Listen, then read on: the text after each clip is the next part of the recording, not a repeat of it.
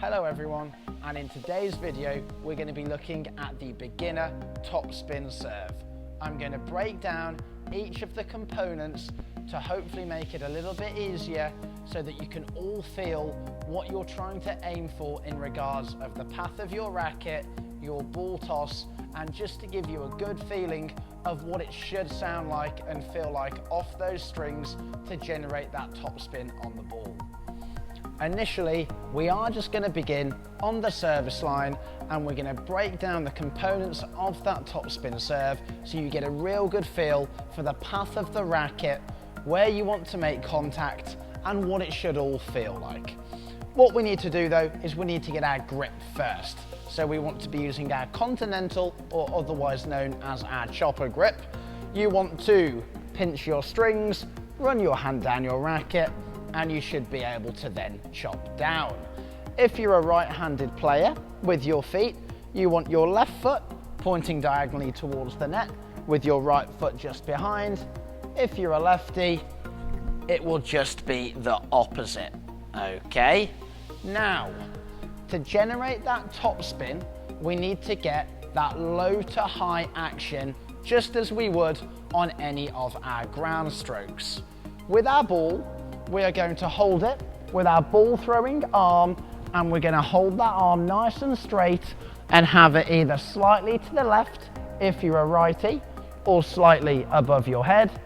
If you're a lefty, it will again just be the opposite.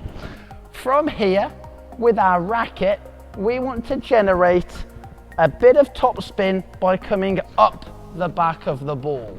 If you imagine a clock face, you want your racket to move from about 7 o'clock all the way up towards about 2 o'clock. And when we're finishing at 2 o'clock, we want our knuckles facing towards us. That will be a great indicator that we have completed that pronation, which is going to add a little bit more rotation to the ball and hopefully give you a bit more pop on it. Okay, so ball in my hand with my arm extended, I'm going to put my strings on the ball here and just practice rolling up the back of that ball and finishing with my knuckles facing towards me. And again,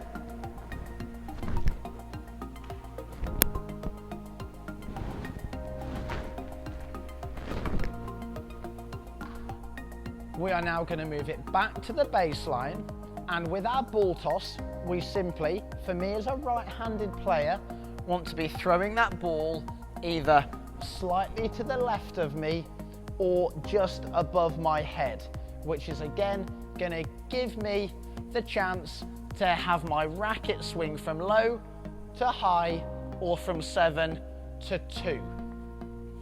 So with my ball toss here, or if I wanted it above my head, here. Okay, and the ball toss is very important if you are trying to generate that toss. If you were a left-handed player, it would simply be slightly to the right of you, or again, just above your head. We're now going to begin with the racket in what I like to call a 90-90 position. That being because I've got a lot of 90 degrees here, but the main factor being that my elbow is away from my body. I don't want it in here as I won't generate any racket head speed.